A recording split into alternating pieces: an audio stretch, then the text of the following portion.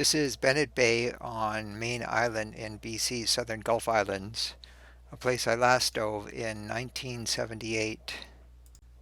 In the distance, you can see Mount Baker rising out of the ocean between Georgeson Island on the right and Mayne Island on the left. I've come here with Chris and Joseph in order to dive the gap between those two islands. Crossing the bay, it has beautiful beds of eelgrass, and I love this environment. It's full of interesting creatures. For instance, this nudibranch, but unfortunately it's just too shallow for me to dive effectively in this spot. On the way out, I found this young piece of bull kelp floating about. It had attached itself to a small snail shell, which was not heavy enough to resist the buoyancy of its pneumaticist as it grew. And this bull kelp is probably not going to survive.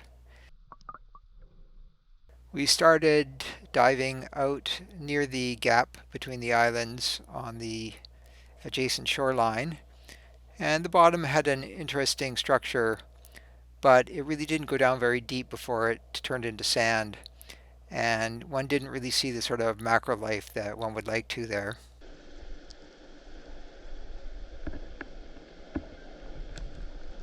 Here you can see Joseph diving down on the straight side of the point, and you can see there's not a lot of life there, and I think we're maybe down 10 meters and the rocks have already ended and we're getting into the sand and mud.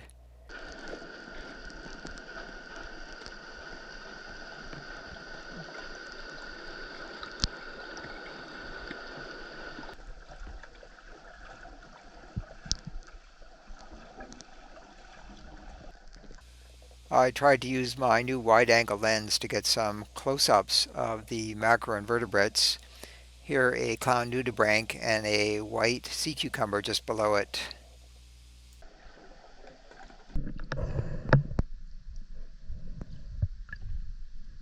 And I found this kelp crab, which looked actually pretty big to me. And I think Chris actually eats these or has eaten one once, but I couldn't find him when I saw the crab.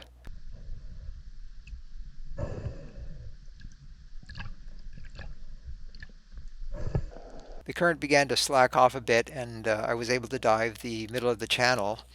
And the bottom there was encrusted with these rather beautiful sponges.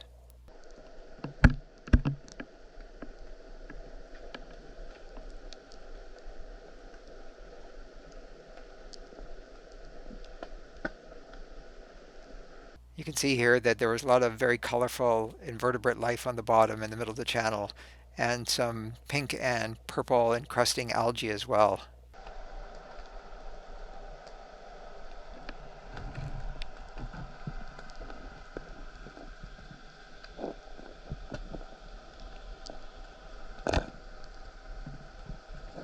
At one point, a large boat decided to come through the channel, and I had to beat a hasty retreat off to the side in order not to get run over.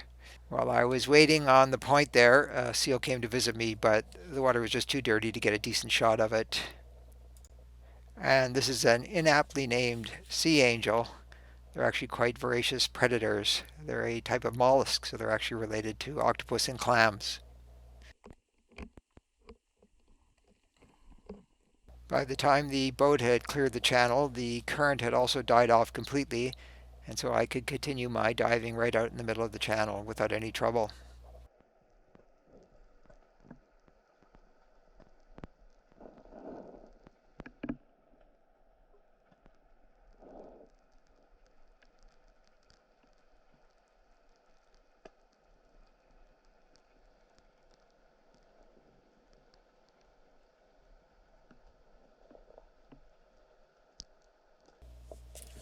One thing I found interesting about the bottom in the middle of this gap is not so much what you see as what you don't see. There's no sea anemones, no tunicates, no compound tunicates, no upright soft body marine invertebrates of any sort.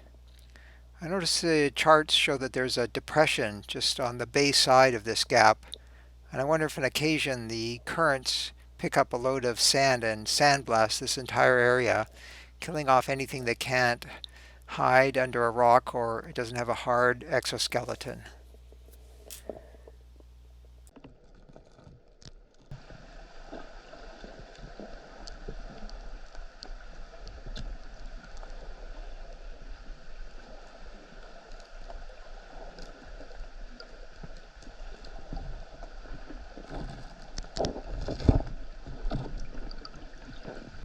After not too long a time, the current began to pick up and I moved off to the side. You can see a nice big gumboot chitin here.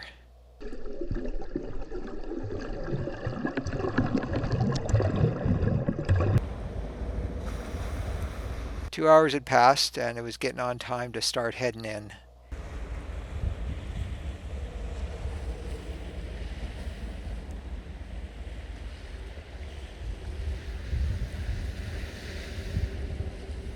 As I crossed the last bit of sand to get to the beach, I thought the sunlight dappling on the bottom created kind of an interesting motion effect.